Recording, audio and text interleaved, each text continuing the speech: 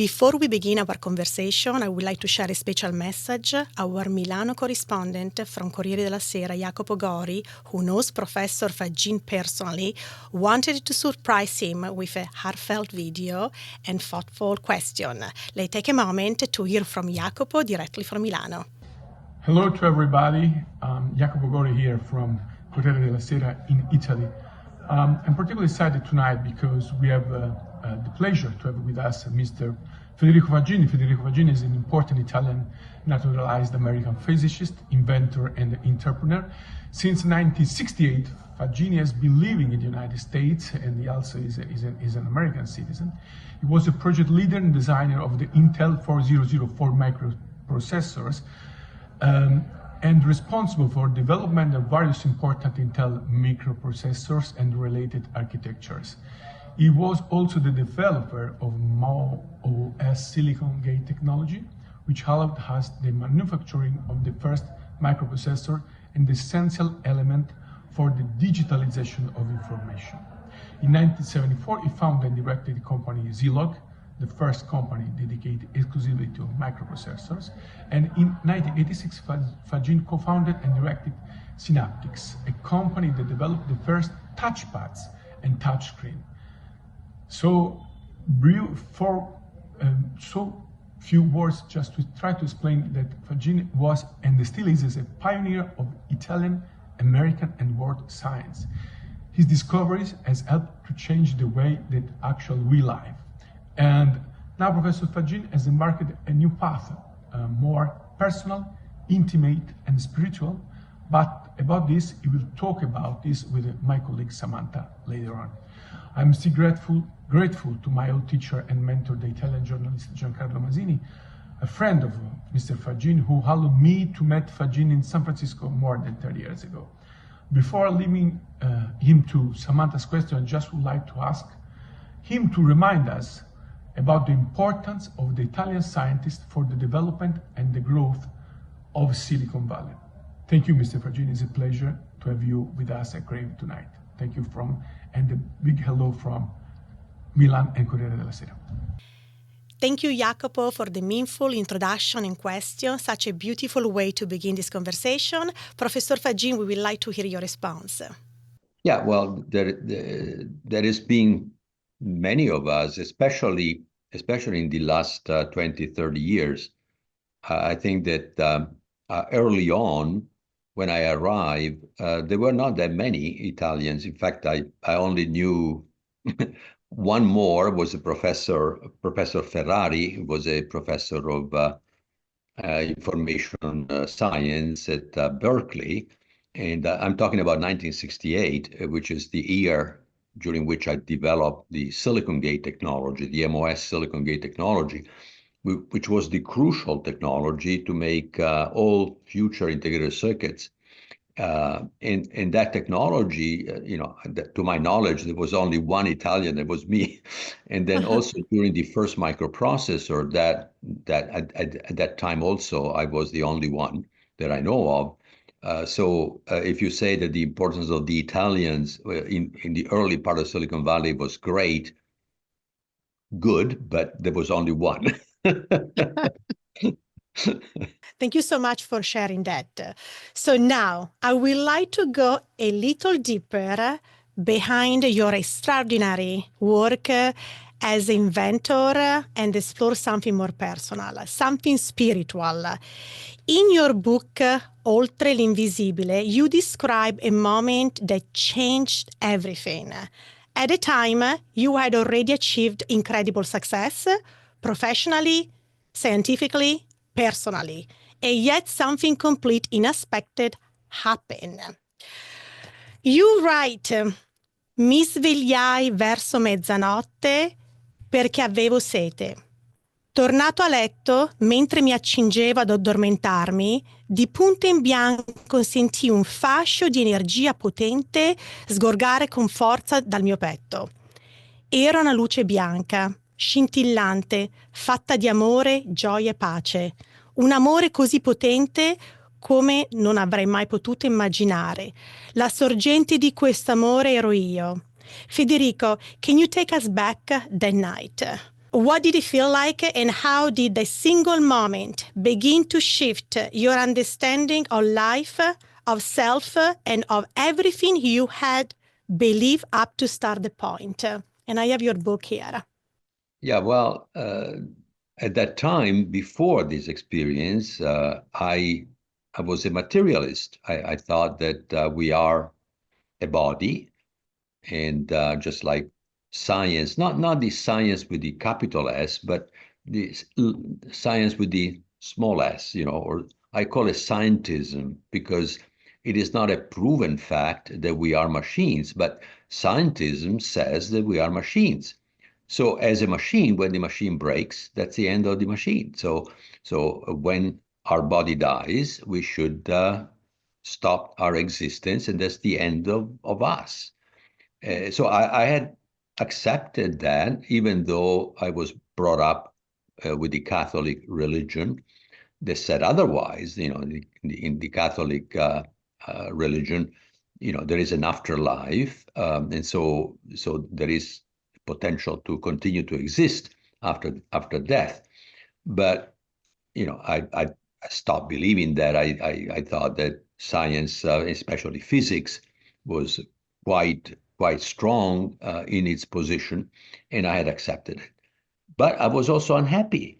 So, at the same time, I had believed scientism that says that if you achieve all those things that I did achieve, and I had a great family, and everything was fine, but I was unhappy. So, what's wrong with this picture? At that time, I was studying consciousness, actually neuroscience and biology, and consciousness was never named as a property of us. I mean, it was just electrical signals, biochemical signals. So how can we be conscious if we have electrical signals in the brain? Is a computer conscious? It has electrical signals. So does that work? So I was asking those questions, partly because I was interested from a scientific point of view, but even more important from the personal point of view. My unhappiness was a problem of consciousness, not a problem of electrical signals in the brain. So Right. how does that square? And um, and it was in this climate of asking those questions that I had an extraordinary experience of consciousness that I would have never believed could be possible, which Samantha mentioned earlier. I was in. It was at that time I was on vacation. It was the Christmas holidays. We had a home in Lake Tahoe, and we were skiing I was skiing with the family. And one night I woke up and I was thirsty. Went to get a glass of water, and then went back to bed. And as I was just waiting to fall asleep, from my chest, a beam of energy, you know, came out, and it was unbelievably strong, but it was physical. It was not an imagination. It wasn't just, you know, you know, a daydream. It was a real energy that was coming from me, and it was love, peace, and joy. So how is that possible? And but the love, for example, was so unbelievably, greater than anything that I have proven before. Of course, you can recognize love if you feel it, but it was the intensity was 10,000, 100,000 stronger than what I ever felt. But the unreasonable thing was it was coming out of me, and my consciousness was in this love, in this beam. So I was this thing that was coming out of me. Peace, on the other hand, was I never felt before. The peace was, I am that. I am that. So, in my normal consciousness, I was always thinking about the future, where I was going to be, the plans I have. I was never where I was at the time where I was in the present. So, and that's why I was also unhappy, because I didn't know who I was. I was a machine. In a sense, I was a machine. I believe I was a machine, and I behaved like a machine in some ways. Uh, and and then out of that experience came the thought, spontaneous, wow, this is the energy out of which everything that exists is made. So I was now feeling myself after this energy, by the way, exploded and it was everywhere, it was like the entire space was full of this white light that was scintillating. My body was vibrating, like in symphony with these vibrations of this this scintillation of this energy. And I realized that this is that this is the stuff of which everything is made. So I was the observer and the observed. So how is that possible? My consciousness was out of the body, but also in my body. So the sense of me was the universe was me, as well as who I am. Also, the body was part of me. You see, so this entire experience probably lasted a minute, not less than two for sure, but I don't know, because there is no time in that experience, but it lasted a very short period of time, and it changed myself from this to that. Basically, the intensity and the sense of truth of this experience was so strong that I could never doubt its veridity and its validity. And so it set me into a process of trying to understand who I am, and and what is life, and who am I. So Wow. this this experience changed the course of my life, and it took 20 years before I realized that consciousness and free will comes together with consciousness, is what allows us to decide what to do based on the consciousness, also is part of it, inseparable from it. And so with that new knowledge, I began to study life, who I am, and physics, and trying to join the world of physics, especially quantum physics, with this world that was open to me, which I had explored for, with great intensity also for 20 years after that experience. And I wrote 3 books that Silicon, that was my autobiography, but also talked about this because it was an integral part of my life. Irreducible, and Oltre, Beyond the Invisible, which is only in Italian right now, will be translated in English. So this is the enormity of this experience that allow me to see a unity in the universe that before I didn't understand, I didn't believe, even if quantum physics says that the universe is holistic. In other words, it's not made of separable parts. And there you go. So, what an amazing experience. What happened after? Well, first of all, you call for a new science that embraces spirituality. In your view, what does this integrated approach look like, and why it's important now more than ever? Well, because now artificial intelligence, and many people that develop artificial intelligence are telling us that computers are conscious, or if it is not conscious now, it will be conscious shortly. And in this new theory, this is impossible, because consciousness and free will are not properties that exist in any machine, including our body. Our body is a machine as a body, but we are not a body. We are a field, a quantum field that doesn't exist in this space and time. It exists in a deeper reality, and this quantum field controls the body. So the body is an instrument of this field, which has the knowing, the consciousness, which is the capacity to know, to understand who we are, to know, and to direct our own experience, our own knowing, and free will, which is the ability to choose how to develop our own understanding and our own evolution. So if you start that way, then you can see that reality is not even close to what science is telling. Scientism, I call it scientism, because there is no proof that there is, for example, a Big Bang. That there is certainly a proof that there is an expansion of the space and time, But there are many things in science that are taken for good, and they cannot explain why we're conscious.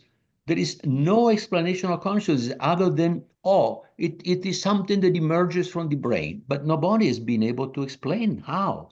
If it is the product of a machine, it can be explained, it must be explainable. I found, after 20 years of work on this subject, that we have to start with the existence of consciousness and free will from the very beginning of the universe. It cannot come later, consciousness and free will, from something that doesn't have those properties. For example, how can you have free will from something which is deterministic, which doesn't have free will? That's impossible. Or how can you be conscious for matter that is not conscious? That's not possible. So it must be prior to. And if we start this way, then we can actually explain why quantum physics must have these strange properties that it has that most physicists haven't understood. I mean, you take them from good, but nobody can understand why a quantum state cannot be reproduced, for example, cannot be copied. The information of a computer can be copied. How come that you cannot copy a quantum state, which is quantum information? Nobody can understand. Why do we have this collapse of the wave function, which is that the quantum physics can only tell you what might happen, only probabilistically, but not what will happen? That nobody understands. Now, if the field is conscious, then it is the consciousness of the field that decides what to do. And so the collapse of the wave function is a decision of free will of the field that is conscious, which is the field that is observed. So you can see that now you can begin to understand the mysteries of quantum physics that no one understood before. So one thing you mentioned in your book, you have warned that AI can never replace human consciousness. What do you think people misunderstand most when it comes to machine versus human mind? The misconception here is that we are a machine. If we start with the scientism start with the idea that we are a machine. In fact, life is being studied as if it were a classical phenomenon, in which case it should be a deterministic phenomenon, and therefore there cannot be any free will. And if you don't have any free will, consciousness makes no sense.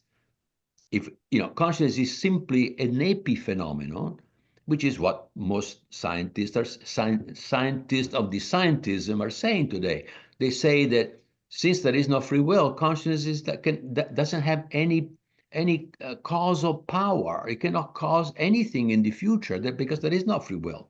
So if that were the case, then we are machines, and then we can make bigger machines that are better than us. And in fact, the computers that supposedly are better than us are huge machines that consume hundreds of megawatts of power, and they are, so those are the machines that are supposedly will replace us.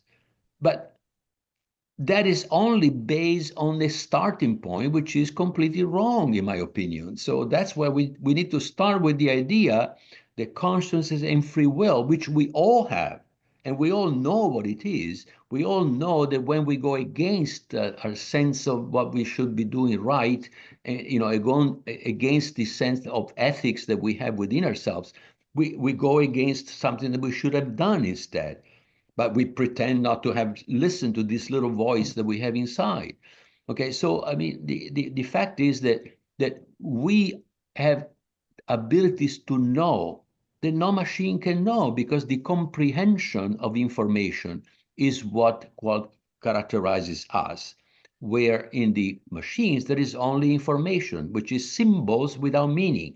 The information of physics, the information of computer science, is without meaning. It's simply probability of symbols. The higher the probability, the less information there is, inversely proportional. That's it. This is what information is. There is no meaning to the information in scientism. But for us, information without meaning is not information. The symbols for us are carriers of meaning. The love that I feel is qualia. There are sensations and feelings which are not numbers. They cannot be reduced to numbers. Anything that you measure in space-time can be reduced to number. Qualia exists in this deeper reality that goes beyond numbers. You see, all this new way to understand reality actually reflect the questions that physicists have been asking and never answered. Basically, most physicists say nobody understands quantum physics. We understand how to do the math, but we don't understand what the math is saying. Now I'm providing a way to interpret who we are, and this interpretation of who we are returns purpose and meaning not only to us, but to the universe, because consciousness and free will, which are the essential ingredients, have to be part of the universe from the very beginning, not later when there is a brain. In your book, you talk about CAT, a word that expresses the essence of being or experience of being a conscious self.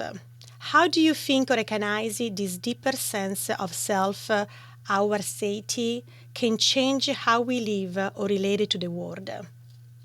And so the satiety is just a quantum field of physics, or quantum physics, plus consciousness and free will. So it cannot be, I cannot say a quantum field and stop there, because the quantum field of science doesn't have consciousness, doesn't have free will. So I have to use a different name. And of course, consciousness and free will is what give this sense of self and the ability of that quantum fields to express symbolically his own will, which is what symbols appear in space and time. The symbols that appear in space and time are not due to the collapse of the wave function, which is a phrase that goes beyond what quantum physics can say, because the result of that collapse of the wave function is that what you measure is only representable with a probability from the theory. The theory cannot tell you what you can measure. There is a jump from what the theory is saying and what you actually measure. And nobody has been able to explain that. That is called the measurement problem in quantum physics. No one has been able to resolve that problem. This theory resolves that problem. It is the field that decides what to express. Not a randomness from the outside. Since you don't know the will of the field, it appears as random. That's it. But it's only random from the outside. From the inside, I am the one that makes the decision, and I know what I want, and I made that decision. So you see the difference. It depends on the viewpoint. From outside is a random. From the inside is a decision of free will. And a decision of free will cannot have any rule, any algorithm, or any law that determines what the field wants, because that is free will. That's what free will is. In your reflection, you speak about love as a fundamental force. What role does love play in your understanding of consciousness and evolution? Well, love is both the way it is perceived by the fields. The self-knowing is perceived as love, joy, peace, other sensations, which are the carriers of the meaning, of what that field perceives, or what one, which is the totality of what exists, perceives of itself. In this theory, we start with a postulate, which is one, which is the totality of what exists, is dynamic, holistic, and wants to know itself. So starting with these three qualities, then the first two, the dynamic means it's never the same, keeps on changing, and holistic means it's not made of separable parts. Everything is interconnected within one. Those two properties are the properties of the universe described by quantum physics. So nothing new there, but I'm saying that universe, that one, wants to know itself. And the capacity to know itself is consciousness, is the consciousness of one, which then becomes the consciousness of the fields that are creations generated by one. And the will, the wants, means he has a will. He is the one that directs his own evolution, his own evolution. And so the evolution has to be free Otherwise, one would be a computer to start with. But if you say one is a computer, well, then, and you accept that, which is what essentially scientism does today, then everything is already written. There is the future is already written, and we simply are puppets of one. Because why do I don't believe it? First of all, it makes no sense whatsoever. If one knows already everything, there is nothing to know. What's this charade then? We're silly to go through something which is already understood and known. In fact, the evolution is ever new creation, and creation is something that cannot be known before the creation. It is just not known. In a machine, in artificial intelligence, they call creation, changing pieces and the combination of the same pieces, but the pieces are the same. They are combined differently. That is not a creation. That is simply a permutation of pieces. But creation is a new piece that never existed before. That's what's creation. We can do that. Computers cannot. We created the computer. The computer cannot didn't create us. So this is a big difference. But if we believe that we are machines, we will simply obey the AI that some powerful people have created potentially to control us. If you want that, be my guest. But I don't think that is what reality is. My next question.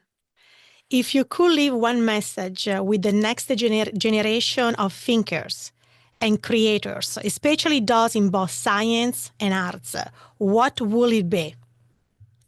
That what we need is, instead of competition, which is the golden rule of scientism, because scientism says that the purpose of life is the survival of the fittest, and the survival of the fittest means competition. Instead, what I'm talking about is that we are all parts whole of one. We contain the potentiality of one within ourselves. We are not a machine to start with. We are a field, and we want to know ourselves exactly like one wants to know itself. In fact, one knows itself through us. We are agents in some way, parts whole of one that want to know itself. And so we want to know ourselves. If you think deeply about what is the deepest thing that you want to know is, who am I? What are we here for? But if you have already decided that we are machines, and when the machine breaks, there is nothing more, well, you already answered the question, the answer. But there are many examples of people that that have experiences called near-death experiences, in which they actually, after having gone through an accident or a heart attack or what have you, they arrive at the hospital with the heart not beating, the brain that is no electrical signals, so clinically dead. And without the technology that we have today, those people would then have died, because dying is not a switch that is turned on or off. It's a process that lasts many hours, maybe even days, certainly for the cells. So these people report experiences where they saw themselves over the body. They saw what was happening in the operating table. Then they move into a different environment where they meet their friends that were dead already, or parents that were dead. They have a reunion which is full of love, joy, and peace. And then, and then they are told that they have to go back because they haven't finished doing what they came to this world to do. And so there are hundreds of thousands of these, and they're very similar to each other. The evolution of the story, so to speak, is pretty much the same in broad line. But each one, of course, the path is different for each one of those people. So this is already saying that there is evidence, strong evidence, that when we die, we find ourselves over the so-called dead body. I myself had actually a remembrance of that. Not of this life, of course. I did not have a near-death experience, but it was actually reliving when I was dead in another life. That's the only interpretation that I can give to the experiences that I had. But all I'm talking about here is that we have incredible capacity to know that right now scientism would say, well, that's impossible. So they tell you what you're supposed to feel. But I know what I feel. If can a psychiatrist tell me what I feel? No, it cannot. We can only know symbols from the outside because the experience is private, and quantum physics, the quantum information, the quantum state is private. Look at that. Also, you state that you believe also the soul never die. The body die, but the soul always live. And you're talking about reincarnation. Yeah, there is a reincarnation in this model. There is a reincarnation because the soul then, the body is simply an instrument that only lasts for a certain amount of time that we use to know ourselves. Where in this reality that we are collectively created, it's like a like a virtual reality that we have collectively created in order to experience. Right. Certain things that allow us to know who we are, go deeper into our own self-knowing. In your book, you describe a moment of pure love and light emerging from within you, a direct experience of something greater. Would you say the moment revealed to you what God truly is? No, I cannot say that, but certainly I can say that that experience reveal aspects of reality that go much deeper than what scientism is telling us today. Not only that, but it actually shows that we have this capacity if we want to know. Because I really wanted to know. This was, in a sense, it was the result of my personal inquiry to try to understand. And it came as a response of a deep desire that I had to understand, who am I? How come I'm suffering when I was supposed to be happy? What's wrong with this picture? So that was the answer. And from that answer, I'm now substantially. I mean, I cannot claim that I'm so happy. I'm not in ecstasy every minute, but I'm certainly very, much more content with my life, at peace with myself. I know what I want. I know what I'm doing. I like to do what I'm doing, and so I'm quite happy. And I'm 83-year old, and so I should be, I don't know, doing what, but certainly I'm still working like when I was 40, and I still have a mental lucidity that allows me to do that. And I attribute that to the fact that I am doing what I love to do, which is to know myself and know the others like myself. Beyond your incredible work, what is your deepest passion and what continues to inspire you every day? Well, exactly what I'm doing. Just go deeper, understand more. Once you understand, once you have completely different perspective of reality, it's a new world. I mean, so I keep on asking myself questions, right? But if I'm right, then it should be this or that or that. And if not, well, then I'm probably not completely right. So I may be closer to the truth, but not, but I believe that we will never be able to reach the truth because the more you know, the more there is to know. So this is a process of ever expansion. In fact, the universe is expanding. And the universe, the physical universe in this model represents the memory of the experience of one. So the physical matter provides the memory and the symbols with which entities like us can communicate with each other and know themselves in order for one to continue to expand his own self-knowing. Thank you so much, Professor Faggin. What an amazing, experience to have you here. And also thank you for the book. Make sure you check the book. I love this book, Professor Faggin. This is an amazing I'm book. glad. I don't want to put it down. Okay. Grazie mille. Thank you so much. Grazie a lei.